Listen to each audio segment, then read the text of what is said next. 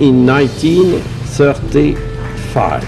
I was 15 in a Christian college, and at that time, very important discoveries of necessarily human paintings in caverns in the south of Spain were made, and the specialist said, very likely, these paintings date back to about 15,000 years from now. In my book of religious teachings, it was written that the first appearance of man on earth dated back to about 40 centuries before Jesus. I said to him, what is the credible? The father said me, no, please don't confuse two things. You have the science and you have religion. If there is something which is not in accordance, it's the religion who said the truth. But I told him that it is impossible. It's a well-established fact. The first appearance of man on earth cannot be evaluated to this time. It is impossible. We were educated. Religion said something, and science said another thing. I said to myself, something is going wrong.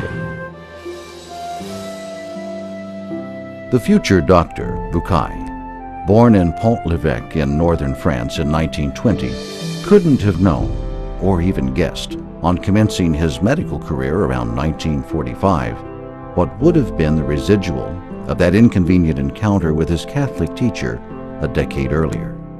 The seemingly doomed showdown of science and religion, as crystallized by his instructor, had apparently set young Maurice on a path of discovery that would consume his entire life.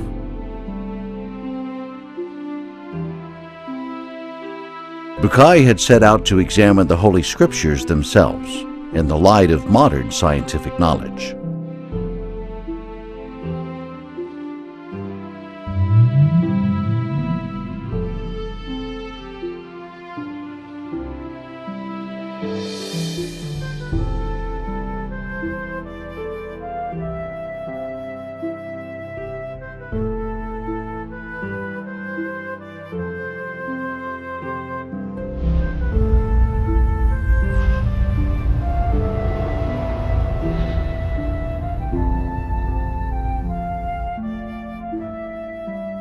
Bucaille recalls that during his employment years at the surgical clinic at the University of Paris in 1945, and even much later, how much he got involved in discussions about the viability of considering religion from a scientific perspective.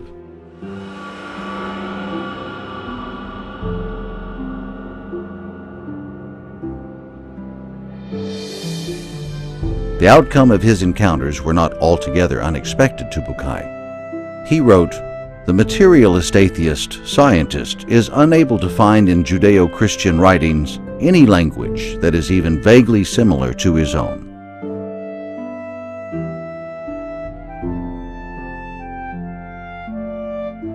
They contain so many improbabilities, contradictions, and incompatibilities with modern scientific data that he refuses to take texts into consideration that the vast majority of theologians would like to see accepted as an inseparable whole.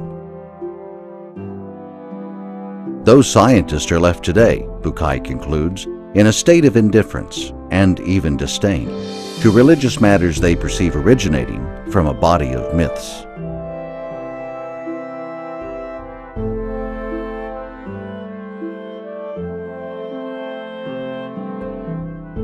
In the Gospel of Luke, for example, you have between Adam and Jesus 76 generations are mentioned. That is not possible.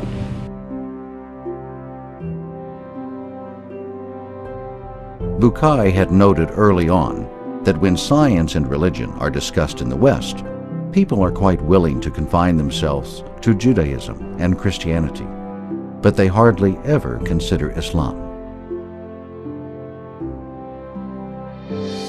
Exegetes in Christian or Jewish communities think that the religious teachings were inspired to the author of the Bible, but considering the things which are not religious teachings, it's a fact that they wrote according to the ideas, superstition, myth of their time.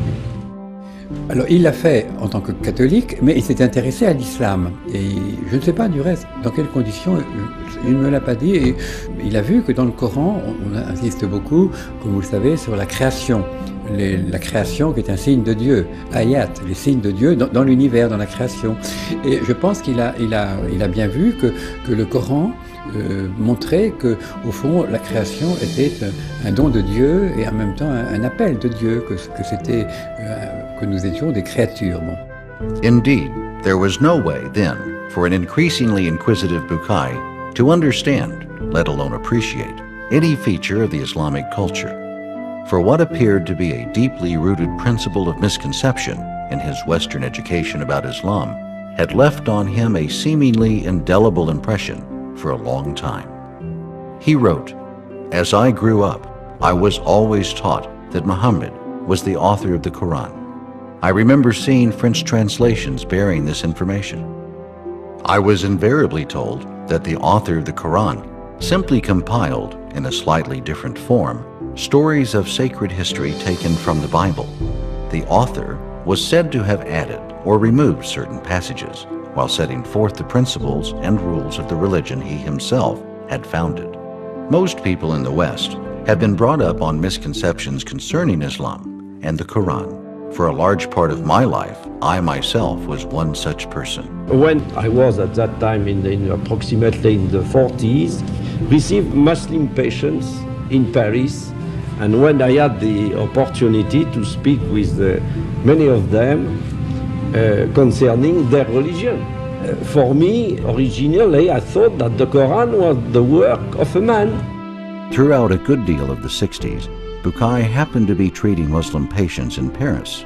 As he observed, they often referred to their book, the Quran, in a language that was totally foreign to him. Bukai had finally come to the conclusion that in order to correctly satisfy the requisites of textual analysis of the Holy Scriptures, an educational decision had to be taken, albeit a little late. I took the decision to learn Arabic in Paris. I was 50 exactly at that time. And so the freshman Bukai of the autumn class of 1970 had enrolled to study Arabic in Paris's prestigious National Institute of Oriental Languages. The students are able to read the parts of the Quran which are not too much difficult, like most of the passages of Surah Al-Baqarah, for example, and at the same time, modern Arabic, like Al-Ayam min Taha Hussein, to compare the Arabic language of the Quran, Al-Fusha, with modern Arabic. That was an excellent thing for us to make a comparison and to feel that the language of the Quran was something without any comparison.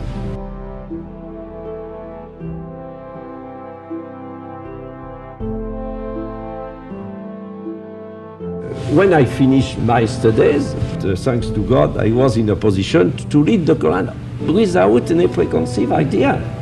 At the beginning, without at all a belief in the fact that the Quran might be the Word of God.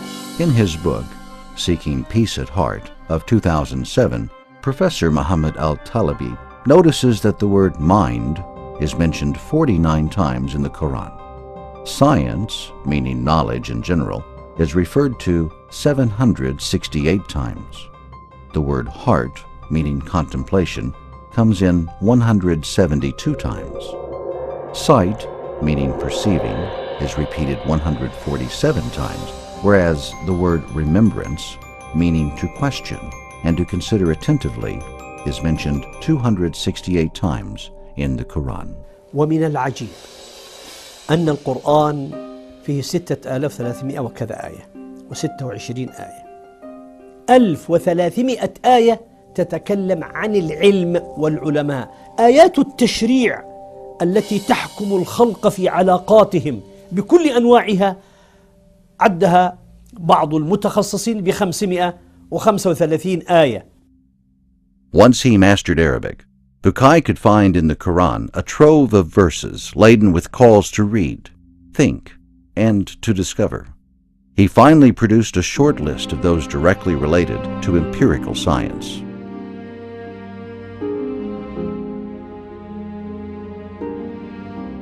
I took notice of a lot of verses. At the end, that was approximately between 150 and 200 verses, and gathered all these verses by discipline, by chapters, and I was extremely embarrassed. I said to myself, but it appears to me that it is impossible, considering what was the history of sciences, that a man would have written that almost 14 centuries ago. Seeking scientific precision in his search, Bukai reflects on what could be a scientifically acceptable or unacceptable passage in a certain scripture. He says, "What I intend to consider here are the incontrovertible facts, even if science can only provide incomplete data, but they will nevertheless be sufficiently well established to be quoted without fear of error." Perhaps the year 1976 stands out as probably the happiest and most prolific in Dr. Bukai's career. As the year opened, he almost completed a breakthrough study of certain holy scriptural texts in relation to selected modern scientific fields, notably medical examination of the Egyptian mummies. In that area, Bukai had applied his pioneering techniques to 2 specific pharaohs and, in the interim, succeeded in scientifically identifying the Pharaoh of the Exodus. Bukai's study had reached to cover other scientific disciplines of astronomy, geology, biology, botany, embryology, and theoretical physics. The outcome was considered by many as a major breakthrough in understanding the scientific signs of one of those holy scriptures, the Qur'an. On February 17th, Bukai had relayed the outcome of his team's research, conducted in Cairo, on the mummies of Ramses II and his successor, Ptah, in a lecture delivered at Paris's National Academy of Medicine. In summer, his groundbreaking book, The Bible, the Qur'an, and Science, was published, crowning several years of research, including 5 of learning and reading Arabic. On September 26th, the mummy of Ramses II had arrived in Paris for treatment as a result of 2 years of persistent effort personally initiated and followed through by Bukai, which finally yielded an accord on top levels regarding the Ramses operation. On November 9th, Bukai had to head back once more to building number 16 at Rue Bonaparte. This is one of the oldest and most prestigious of science academies. One could clearly see the marks of the French Revolution on its facade. It is the French Academy of Medicine, which was founded in 1731.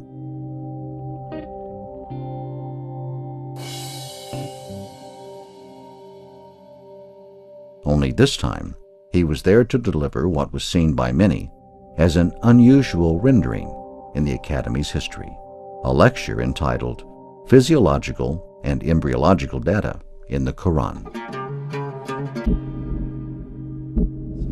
In 1976, for the first time, in a lecture at the French Academy of Medicine in Paris, the word Qur'an appeared.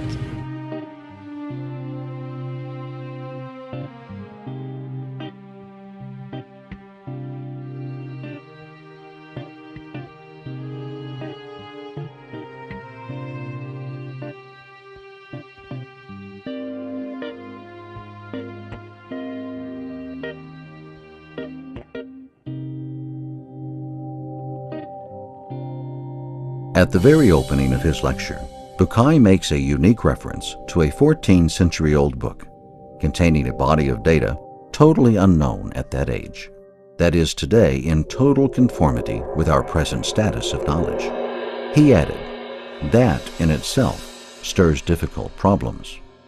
Being a religious book adds up supplementary questions to those problems.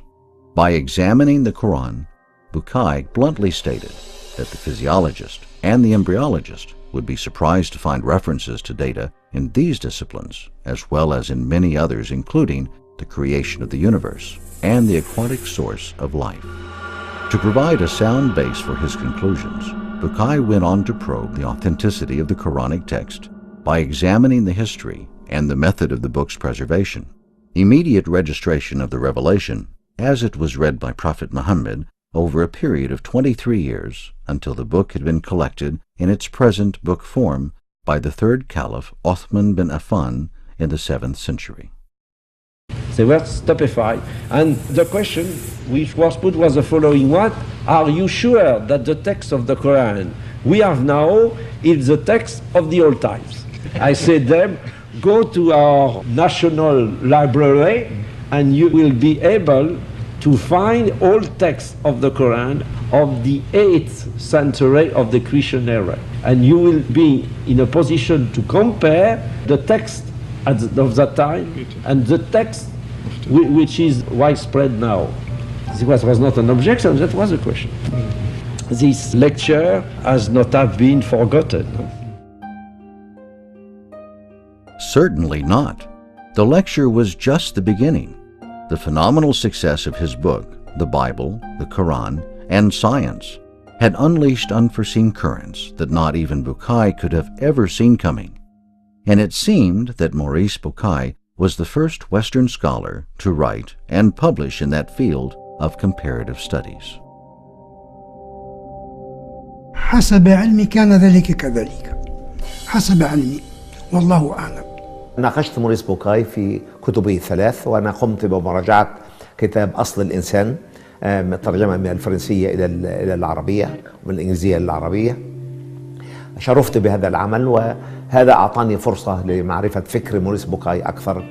To his surprise, the first French edition of his book had sold about 120,000 copies in the first 5 months. The book appeared in 1976, and now it is a bestseller in France. The 13th edition in French was in preparation, and I have received last year the Golden Book Award.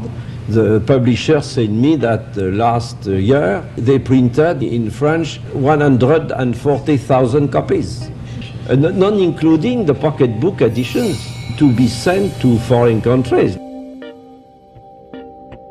Unlike his early high expectations, Bukai had to suffer, in spite of his repeated explanations, several injustices on two fronts, socially and from the Catholics. Il n'a pas été bien reçu, parfois par certains chrétiens et parfois par certains musulmans.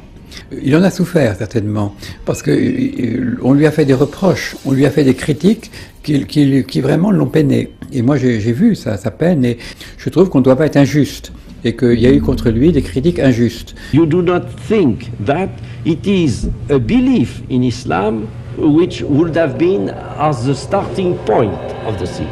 Not at all. It is through a scientific reasoning. I said the Quran cannot be the work of a man.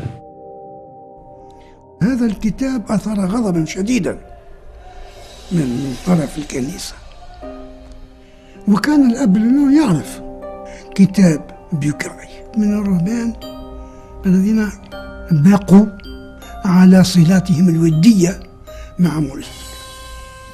دكتور بوكاي كان يحب الحوار بين العلم والدين. كان طبيب ورجل العلم، وكان مؤمن، وكان يعتقد بأن لابد من العلم والدين يمشوا معا. هذا فضل موريس بوكاي، وكون هذه الشهادة تأتي من رجل غربي مسيحي كاثوليكي لا علاقة له بالمنطقة العربية، وتأتي بهذه القوة وهذا الوضوح وبهذه الموضوعية، هذا الذي حمدناه له. It's a terrible thing when in your life, when you are almost 50, you have in your mind, you say, but maybe I am completely wrong about the Holy Scriptures, but it's terrible. Alors, I wanted absolutely to improve my knowledge concerning the Quran without any particular aim, not at all. وقعت قطيعة لا شك فيها بين موريس بوكاي ووسطه. Oui, certains chrétiens pensaient qu'il était musulman, qu'il défendait mieux l'islam que le christianisme. Et certains chrétiens ont cru, à tort à mon avis, qu'il avait écrit ce livre pour dire l'islam est vrai et le christianisme c'est faux. Ce n'était pas du tout son idée. Mais certains chrétiens lui ont reproché finalement de montrer trop bien les valeurs de l'islam, du Coran, en disant le Coran et la science s'appliquent très bien ensemble, tandis que la Bible et la science ne s'appliquent pas. My problem is very simple, to say the truth. In 1976, it didn't seem that the social pressure, subtle or explicit, that Bukai has had to fall under could bend the determined scholar as he declared his major conclusion: Quran and science are intertwined. بوكاي انتصر على الكبر وانتصر على الضغط الاجتماعي. So, years later, while still basking in the phenomenal success of his first book, The Bible, the Quran, and Science, Bukai's life plan has shown a major shift. He decided to dedicate all his time to scientific research in relation to the scriptures. In 1982, Bukai quit the medical profession for good to walk in unexpected ground. On April 16, 1980, Dr. Bukai was a night guest on Journal de la Nuit. The news show aired on Channel 1 of the French television. Introduced as the author of The Bible, the Quran, and Science, Bukai was interviewed to comment on his contribution to the Islamic conference held in London's Albert Hall in solidarity with Afghanistan soon after the communist Soviet invasion in December 24, 1979. Bukai says, "Indeed, the Islamic world is now boasting a considerable power that cannot be ignored. It certainly plays a sizable role in the development of industry and trade worldwide. Of course, no one can underestimate the rising value of energy, of oil. As history tells us, in each era, some countries play a major role in our world. It seems now that the Islamic world is called upon to play such a role." With an ever-increasing number of prints and translations of his book, The Bible, the Quran, and Science, it seemed that the school of exploring scientific signs in the Holy Scriptures is really gaining new momentum. Il était donc médecin, il était compétent dans les sciences. Il n'avait pas une formation théologique vraiment très très profonde. Il n'avait pas fait d'études de théologie chrétienne et même musulmane. Il connaissait le Coran, mais il n'avait pas étudié les grands auteurs coraniques de musulmans. Il n'avait pas fait l'exégèse, par exemple. Et du côté chrétien aussi, il n'était pas très au courant des recherches de l'exégèse et de l'histoire du christianisme. اتجاه حوار بين كتابين، القرآن من ناحية والكتاب المقدس من ناحية أخرى. كان صيحة ودويا علميا. كان غربيا، لم يكن شرقيا، يتهم بأنه يكتب بحكم العاطفة، شهادة مثقف غربي، ثقافة عالية. وجد أن القرآن بكل الموضوعية والحيادية والتجرد ليست فيه ثمة شائبة فيما يتعلق بالعلم الحديث. ردة فعل المسلمين وترحابهم الكبير بكتاب الدكتور بوكاي لها كذلك علاقة بنقد الجمهور الفرنسي الكاثوليكي له، ذلك أن الكثير منا المسلمون نرى فيه تفضيل وتقديم للقرآن على الإنجيل وعلى الكتاب المقدس، وكأنما نستعمله حجة عليهم. Naturally, reactions to Bukai's argument had to juxtapose, depending on one's perspective. As is always, those who sail high seas are destined to be struck by strong winds of criticism, not all necessarily favorable, fair, or decent.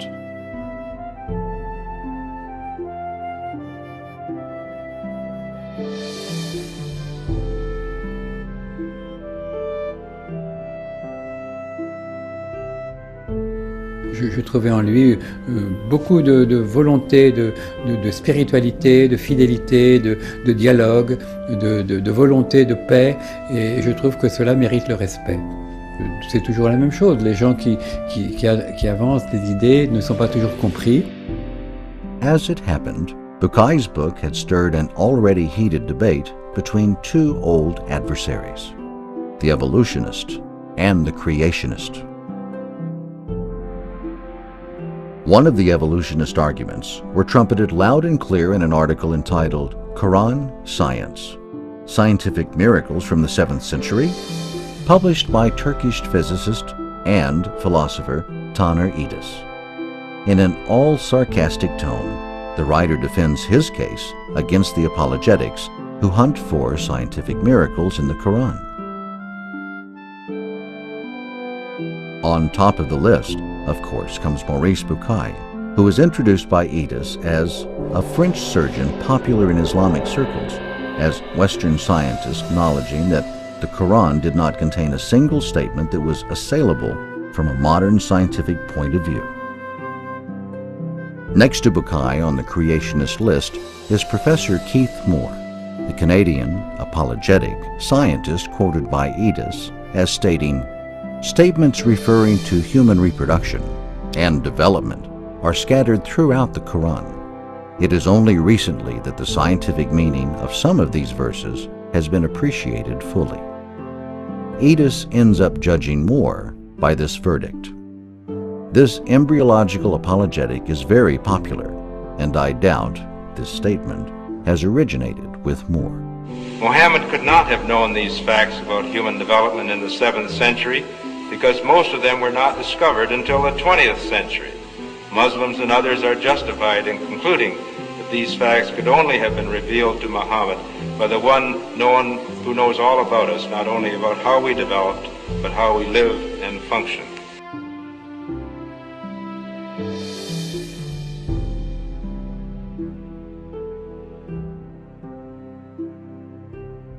موريس بوكاي لم يكن لاهوتيا وليست له الثقافة لاهوتية ولم يكن راهبا كان طبيبا من أشهر الأطباء. The Parisian gastroenterologist of fame and the passionate Egyptologist Dr.Maurice Bucaille enjoyed the merit of combining his scholarly knowledge of the biblical and Quranic texts with his ancient Egypt background to embark on a new journey that crowned his quest for harmonies of the Holy Writs with modern science.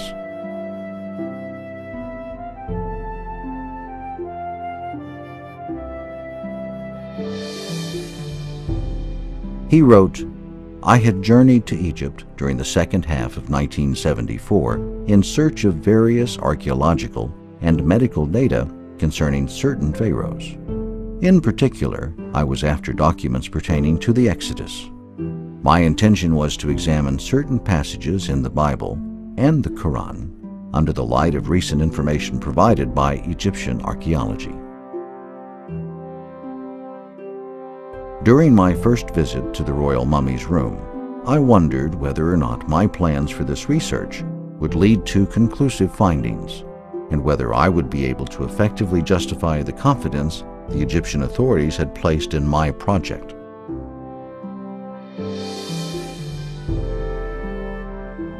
My access to the Egyptian Museum in Cairo, where my studies were to be carried out, was due to President Sadat, who had given direct orders that I was to be allowed to perform any type of research, providing, of course, no damage was done to the mummies. In my own country, I was not officially entitled to carry out such research, nor was any endorsement given to me by the French government or a university. My presence at the museum, where I was very kindly granted every possible facility for research, was uniquely the result of personally contacting certain people. My initial contact was Mrs. Sadat, whom I knew through my medical practice. Her family had granted me its confidence after the successful treatment of a family member. I took the opportunity of informing Mrs. Sadat of my conclusions regarding the likelihood that a particular pharaoh may have taken part in the Exodus.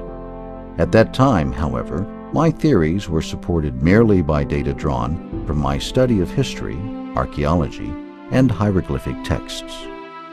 She gracefully agreed in no time to present a request on my behalf to President Sadat. With extreme gratitude, I later paid a visit to the President himself. At the time, there was not a single harbinger that might have helped me foresee the developments that were to follow.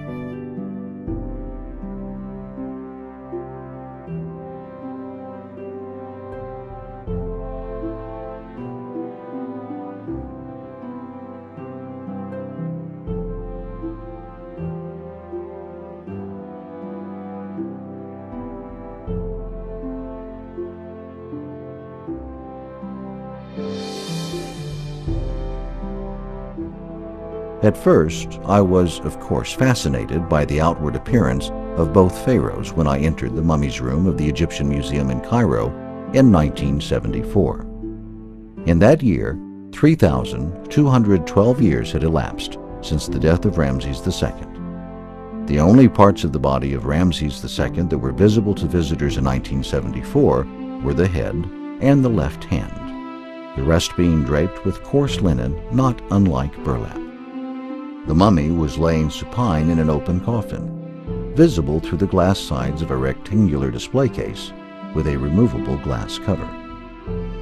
How the mighty had fallen. The sight of the hand, a symbol of power and force, led me to imagine Ramses II as a young sovereign and warrior during the first 20 years of his rule.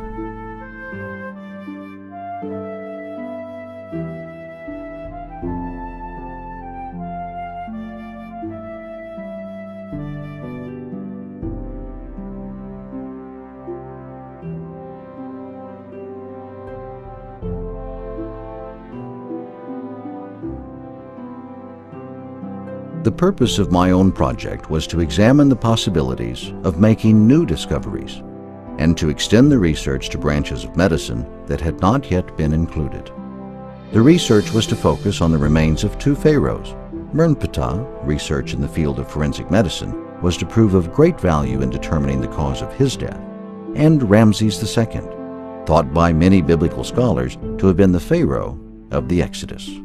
It seemed to me that the experts' arguments were weak in terms of factual evidence, and that precise data on the condition of the pharaohs at the end of their lives could cast light on the matter, providing indisputable evidence. Our earlier studies had already shown that the mummy of Ramses II, and likewise other pharaohs' mummies, had suffered serious damage before the bodies of numerous kings were discovered in the necropolis at Thebes nearly a century ago. In the case of Ramses II, the damage was twofold.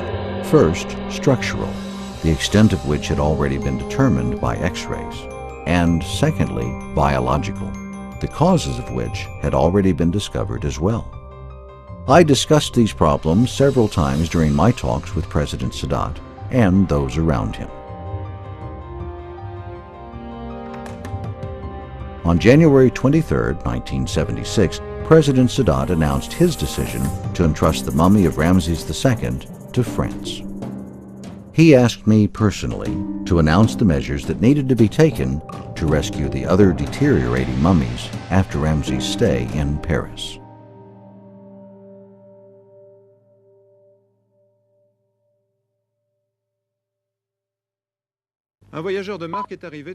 The Pharaoh arrived at Le Bourget Airport on September 26, 1976, where he was received with full military honors. The case containing the mortal remains of the king was removed from the plane.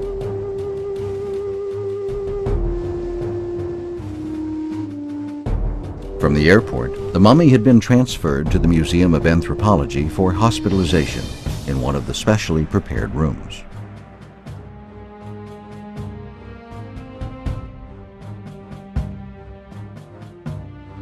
On June 29, 1977, Pari Match reported that the truck containing the packing case and its occupant was ordered to pass by one of his 2 Luxor obelisks at Place de la Concorde, so that the ancient monarch's soul could contemplate his glory inscribed on the stone in dithyrambic terms.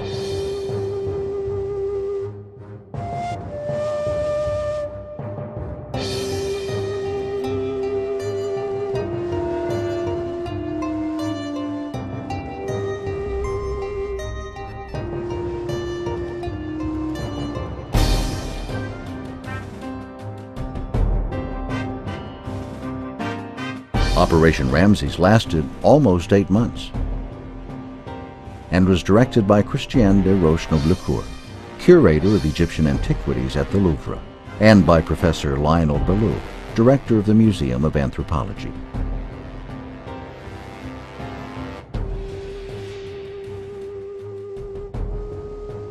Eventually, the genuine French passion about Egyptology, as dubbed by a French newspaper, had inevitably sparked a clash of interest among the doctors and the curators.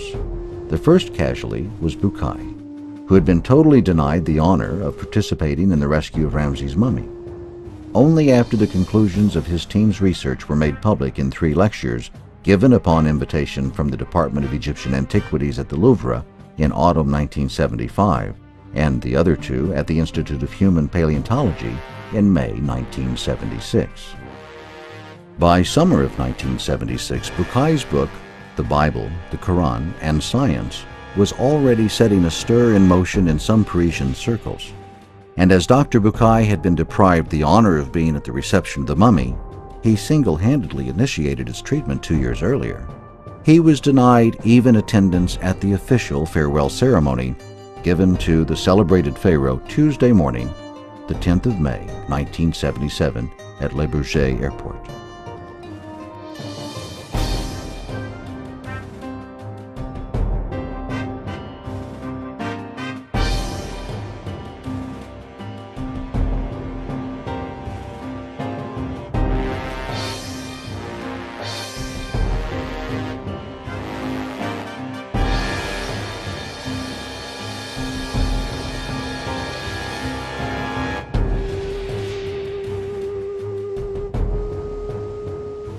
By the time Ramses II died, at the platinum age of 90, following a glorious rule that lasted almost 67 years, 1279 to 1212 BC, he had apparently outlived 12 of his sons.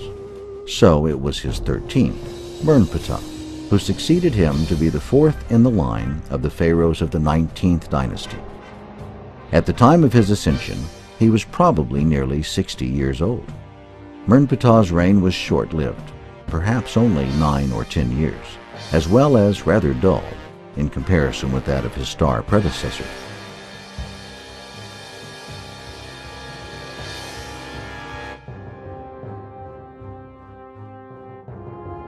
According to the Oxford History of Ancient Egypt, he ruled from 1213 until 1203 BC. Mernptah's tomb is marked KV8 at the Valley of the Kings on the Nile's west bank, opposite of today's Luxor, ancient Thebes. When his mummy was not found in his tomb by 19th century archaeologists, they concluded that his body had drowned and lost forever in the water walls of the Red Sea while pursuing the fleeing Israelites according to the Old Testament's Exodus.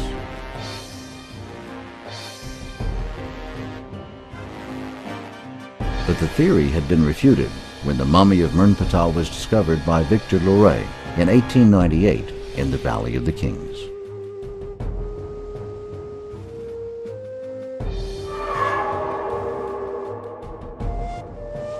The study of both the Quranic and biblical narrations is specifically interesting here, mainly because the 2 narrations share a lot in common. There are certainly divergences, but the biblical narration has a considerable historical value. It does help to identify the Pharaoh, or rather, the 2 pharaohs in question. This hypothesis, which starts with the Bible, is complemented by the information contained in the Quraan. Modern data are added to these two scriptural sources. Bukai singles out one major discrepancy in the narration of both texts regarding the fate of the Pharaoh's body. The writer of Exodus tells us that after the Israelites crossed the sea without wetting their feet, the Egyptians pursued and went in after them to the midst of the sea, even all Pharaoh's horses, his chariots, and his horsemen. Exodus 23. And the waters returned and covered the chariots and the horsemen and all the host of Pharaoh that came into the sea after them. There remained not so much as one of them. But the children of Israel walked upon dry land in the midst of the sea, and the waters were a wall unto them on their right hand and on their left. Exodus 28 through 29. So the Israelites escaped, and the Pharaoh perished. But his body was rescued and found, a very important detail not mentioned in the biblical narration. We read in the Quraan, chapter 10, verses 90 to 92. Thus we caused the children of Israel to pass in safety through the divided sea. Then Pharaoh and his host followed them in ruthless injustice and aggression, until, when the drowning waters overwhelmed him, he said, I believe that there is no God but the one in whom the children of Israel have believed. And I am now of those who are Muslims, in willing submission to God alone. It was said, Now you believe, while before you have truly disobeyed your Lord, and you were ever of those who sowed corruption? Rather today we shall deliver you, preserving you in your body only, so that you will become a sign for those who come after you, that God is exalted in his power, for indeed many of the people are heedless of our signs.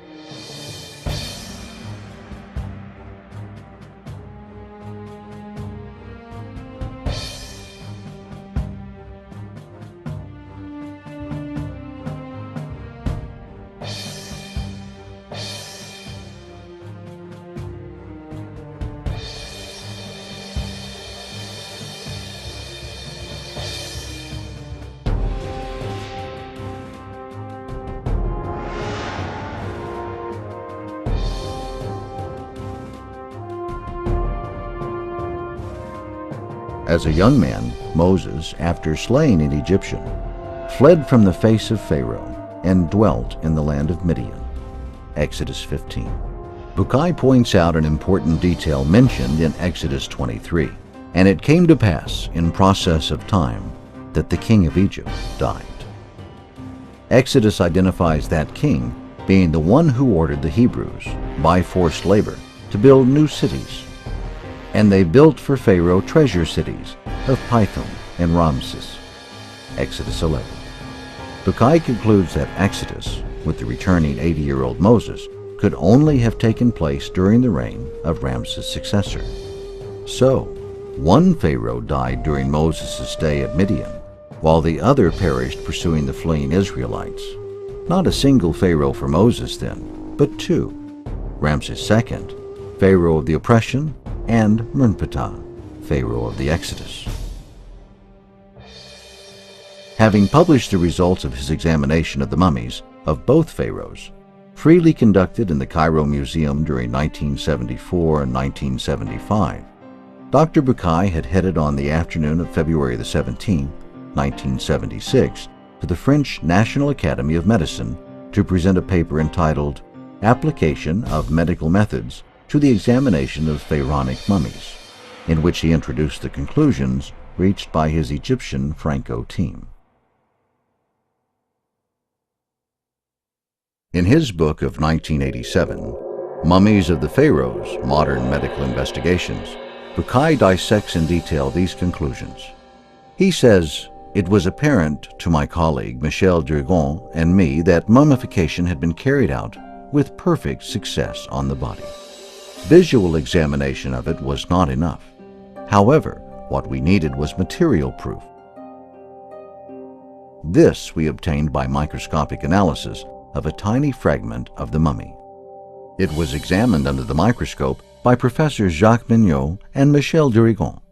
They were thus able to show the perfect preservation of the smallest anatomical details visible, the transversal striations of the fibrilla, as we have already seen on other mummies. For it to have retained these microscopic features to this day, the body must have been embalmed while in good condition. Otherwise, decay and putrefaction would have set in." Bukai continued, "The lacuna in the right part of the thorax may well have been the result of an injury sustained during the subject's lifetime. The cranial lacuna is of great forensic importance. Its presence may suggest a craniocerebral lesion received during the subject's lifetime, a fracture with a penetrating wound seriously injuring the brain. In all likelihood, this lesion caused a very rapid death."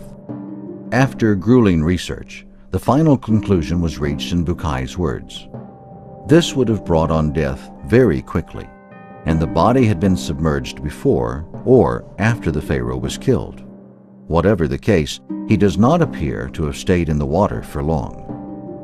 "I have searched for a contradiction of any kind between our medical observations and the narrations of the Exodus contained in the book of Exodus in the Bible and the Quraan. But I can find no argument to oppose the theory I hereby maintain. Given the present state of our knowledge, the only valid hypothesis that can be advanced is that Merenptah, Ramses II's successor, met a tragic end during the Exodus. This has been formally proved by medical examination and fits perfectly with the passage in the Quran on the rapid retrieval of the body."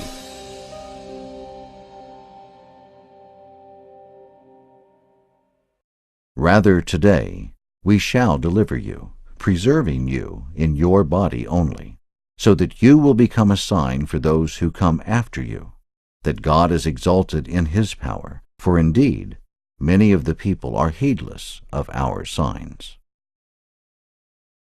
Here is a material presence of the mummified body of the man who knew Moses, resisted his pleas, pursued him as he took flight, and lost his life in the process. His earthly remains were saved by the will of God from destruction to become a sign to posterity, as it is written in the Quran. Bukai wraps up his argument with a piece of advice for those who seek, in modern data, a proof of the veracity of the Holy Scriptures.